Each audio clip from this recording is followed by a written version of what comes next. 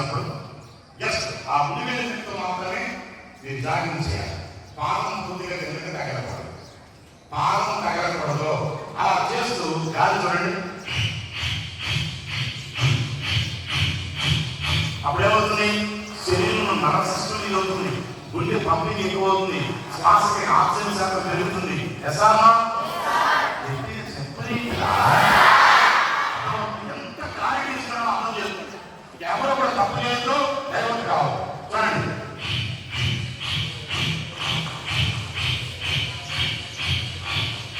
ఎట్లా కళ్ళు మూసుకొని చేయాలి, కళ్ళు తెలుస్తారు. చూడండి,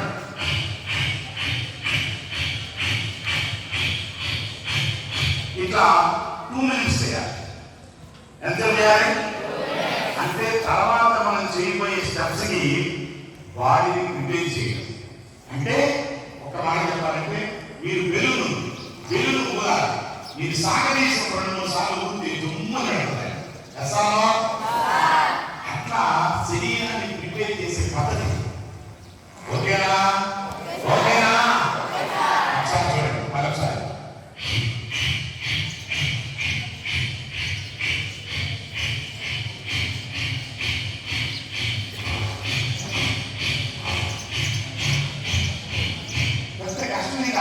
చాలా స్లోగా, కానీ స్లోగా చేస్తూ అవయవాన్ని కదిలిస్తూ శ్వాసను జోడిస్తూ శరీరానికి చైతన్యాన్ని ఇస్తున్నాం. ఈ పాయింట్ గుర్తుంచుకోండి. ఇక సెకండ్ పాయింట్, ఫస్ట్ ఏమో జాగింగ్, రెండోది చూడండి ఫ్రంట్ స్టెప్ అంట. చూడండి, 2 చేతులు మాత్రం ఆది ముద్రలోనే ఉండాలి. ఓకే, ఇది గుర్తుంచుకోండి. సెకండ్ స్టెప్ చూడండి, ఇది ముందుకు రావాలి. ఎందుకు ముందుకు రావాలి? లంగ్ మీద వెయిట్ పడుతుంది, అప్పుడు లంగ్ కెపాసిటీ పెరుగుతుంది, అప్పుడు శరీరంలో ఉన్న మెరిడియన్స్ ఏమవుతాయి? యాక్టివేట్ అవుతాయి. చూడండి ఒకసారి, ఇప్పుడు ఉత్పన్నమైన హార్మోన్ ఏమంటారు? ఆక్సిటోసిన్. చెప్పండి ఒకసారి. చెప్పలేరా? చూడండి ఒకసారి, నేను చేసి చూపిస్తా.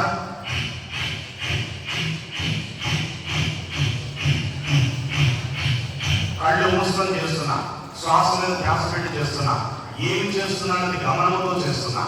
ఈ 3 ఎప్పుడైతే ఉన్నాయో నువ్వు చదివే చదువు మీద కాన్సన్ట్రేషన్ పెరుగుతుంది. అది ఇక్కడ. అందుకని కళ్ళు మూసుకొని మాత్రమే చెప్పండి. చూడండి ఒకసారి.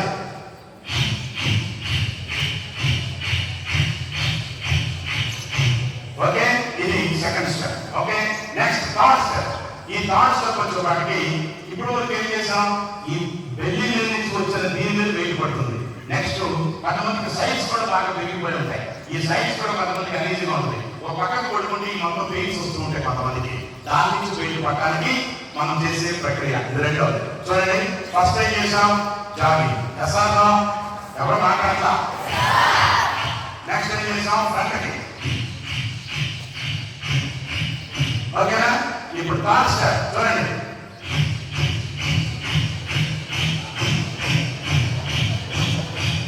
ఎందుకు ఇది చేస్తాం?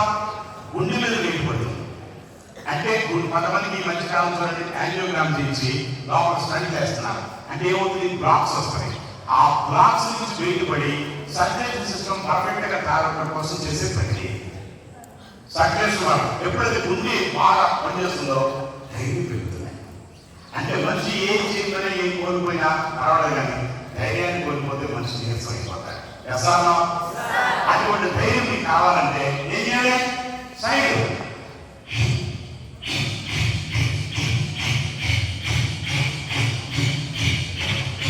అర్థమవుతుందా? చూడండి, మీరు గమనించండి. నేను చేసినప్పుడు నా స్టెప్ ఆగింది. అంటే శ్వాసతో పాటు శరీరాన్ని కదిలిస్తున్నా, శరీరంతో పాటు శ్వాస పోయిస్తున్నా. ఈ పాయింట్స్ కరెక్ట్గా పట్టుకోండి. ఇంకో మాట చెప్పిన ఇప్పటి వరకు ఈ విషయాలు మనం తెలుసుకోలేకపోయామని చెప్పి సిగ్గుపడాలి, కానీ చేయడానికి సిగ్గుపడదు. నేను చెప్పే మాట చూడండి ఎంత పర్ఫెక్ట్. అర్థమవుతున్నానని చెప్పిన చప్పుడు కొట్టా, అర్థమవుతుంది చెప్పిన మాట ఇంకోటి చెప్తా. నెక్స్ట్ స్టెప్, ఇప్పుడు 3 స్టెప్లు చెప్తా. ఒకటి ఏంటిది?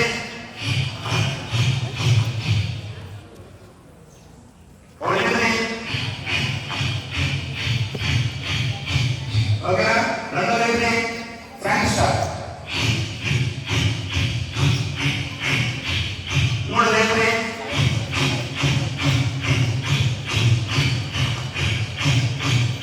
ఓకే,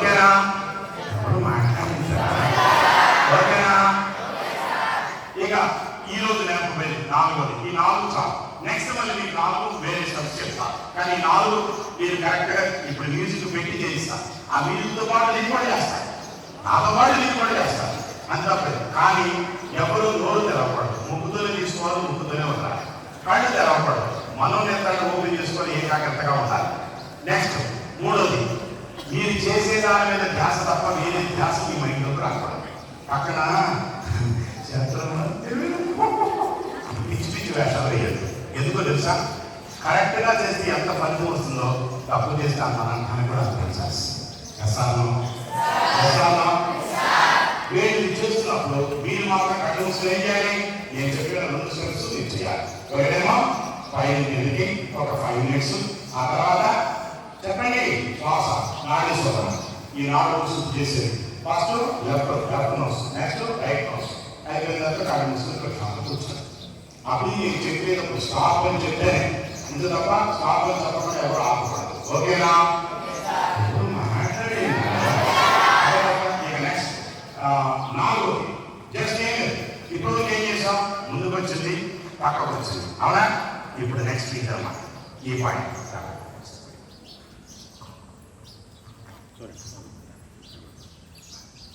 వినండి, జస్ట్ ఇలా పట్టుకున్నాం కదా,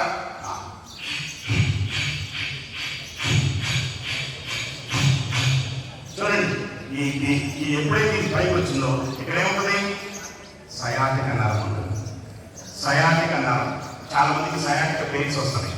మాట్లాడిందమ్మా, చాలా మందికి మెండరాలు ఎక్కువ వస్తుంటాయి. దీని ఏమంటారు?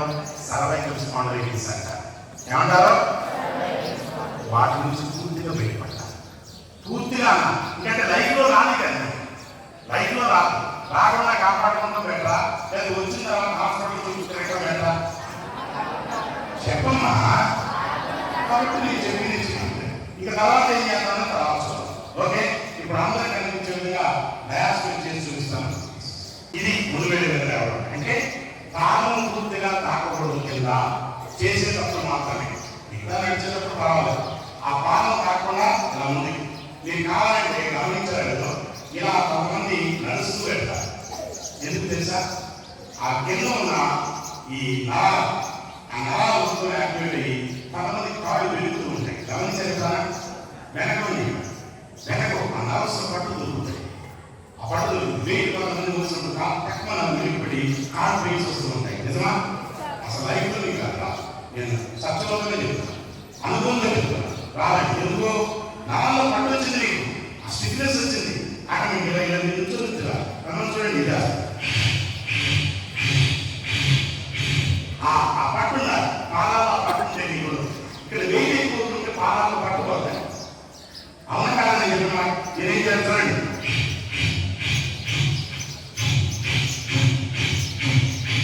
చూడండి పాదం వెనకాల తాకదు. మీరు గమనించుకోండి కావాలండి. అర్థమవుతున్నా? ఇది మొదటి స్టెప్. రెండో స్టెప్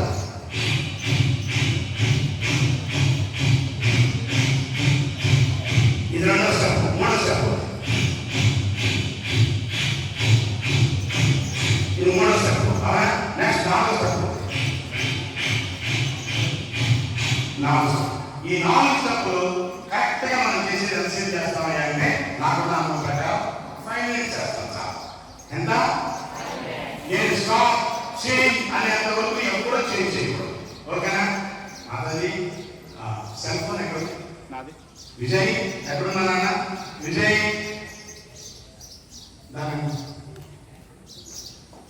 ఆ సెల్ ఫోన్ ఇప్పుడు మీకు మ్యూజిక్తో పాటు చేయడం పెట్టడానికి చూపిస్తాను. సేమ్ దాన్ని ఏమంటారంటే ఏరోబిక్స్ మ్యూజిక్ అంటారు. అంటే ఏరోబిక్స్ చేసే పద్ధతి. Cholesterol first. కొలెస్ట్రాల్ అంటే ఫ్యాట్. ఎగస్ట్రా ఫ్యాట్ అనేది బాడీకి రాదు. నెంబర్ 1. నెంబర్ 2, శరీరం విపరీతంగా చైతన్యం అవుతుంది, ఆక్సిజన్ సరఫరా పెరుగుతుంది. నెంబర్ 3, ఏకాగ్రత విపరీతంగా పెరుగుతుంది. అర్థమవుతున్నా? గుండెకి పట్టు దొరుకుతుంది, ధైర్యం పెరుగుతుంది. చాలా మంది ఇప్పుడు తిరుగుబడి తయారవుతున్నారు. అరే అక్కడేదో ఉంది అక్కడ, నిజంగా అక్కడ ఉంటుందా? ఏముంది, కానీ ఆలోచనలు మాత్రం ఉంటాయి. ఆలోచనలో మార్పు ఇంకా తప్ప వేరేగా కాదు. ఓకేనా? మాట్లాడండి. చేద్దాం అందరం. ఎవరు మాట్లాడారు? చేద్దామా? అందరూ ఒకసారి వీక్షించండి. అందరూ వీక్షించండి.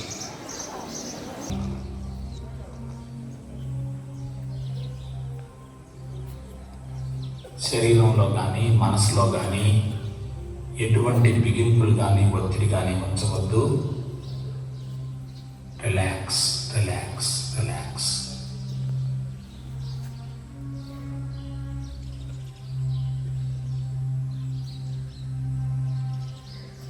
తల నుండి పాదాల వరకు ఒక్కొక్క భాగాన్ని వదిలివేస్తూ ఉండండి.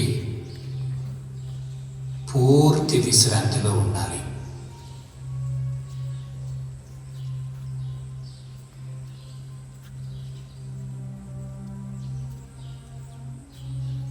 గురుదేవులను ఒక్కసారి మనస్ఫూర్తిగా స్మరించుకోండి. మనసులోనే ప్రణమిల్లి వారికి నమస్కరించండి.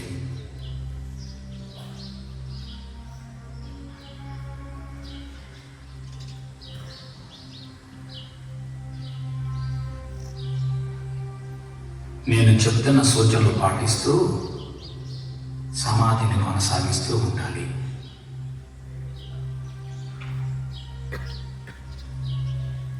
ఇప్పుడు 5 లేక 6 సార్లు సుదీర్ఘమైన శ్వాసలు తీసుకొని వదలండి.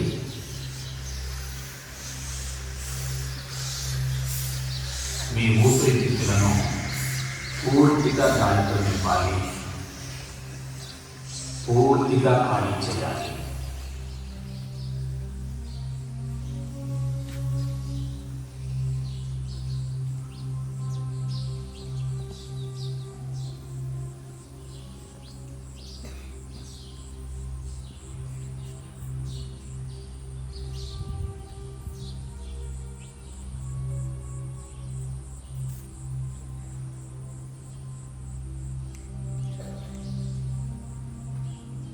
వెన్నెముక నిటారుగా ఉంచుకోండి.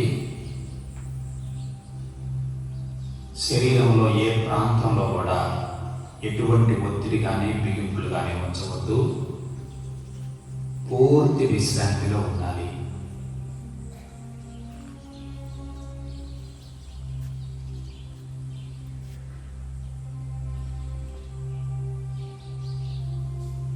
ఆలోచనలు వస్తూ ఉంటాయి, పోతూ ఉంటాయి. వారిని వ్యతిరేకించవద్దు,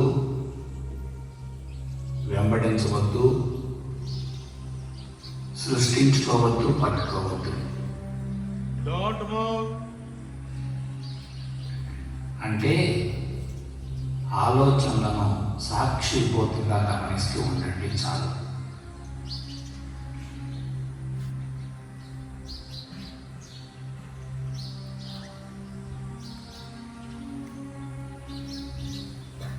శరీరం బద్ధకంగా ఉన్నప్పుడు, అనీజీగా ఉన్నప్పుడు, అసౌకర్యంగా ఉన్నప్పుడు మనం కళ్ళు మూసుకొని కూర్చున్నాం.